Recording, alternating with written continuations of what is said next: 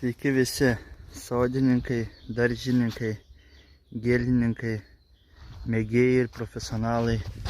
Štai turime tokios ekologiškos trąšos biohumusas, perdirbtas Kalifornijos sliekų mėšlas, galvijų, arklių, visokios atliekos daržovių.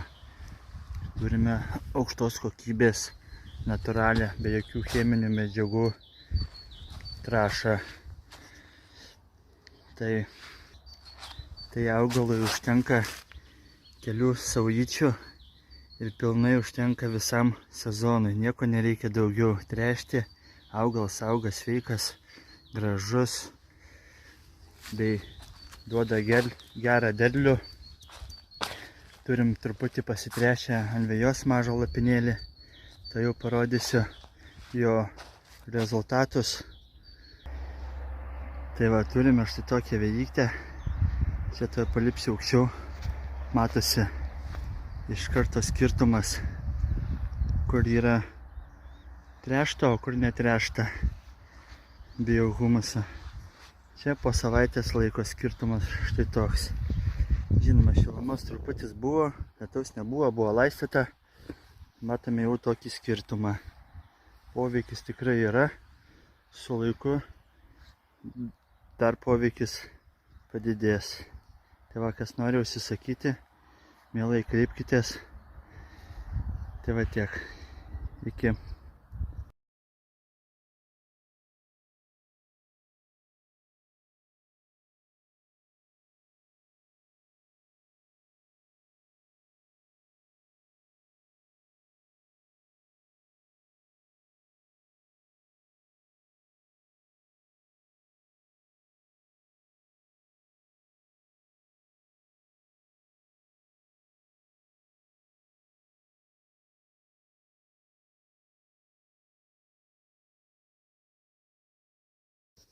Na tai pažiūrėkime, kas čia pas mumis gyvena.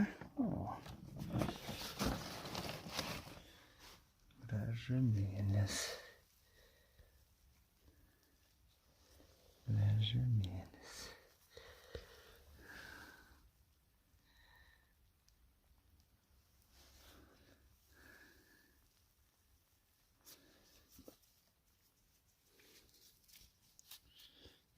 Tai va taip va mes ir gyvenam.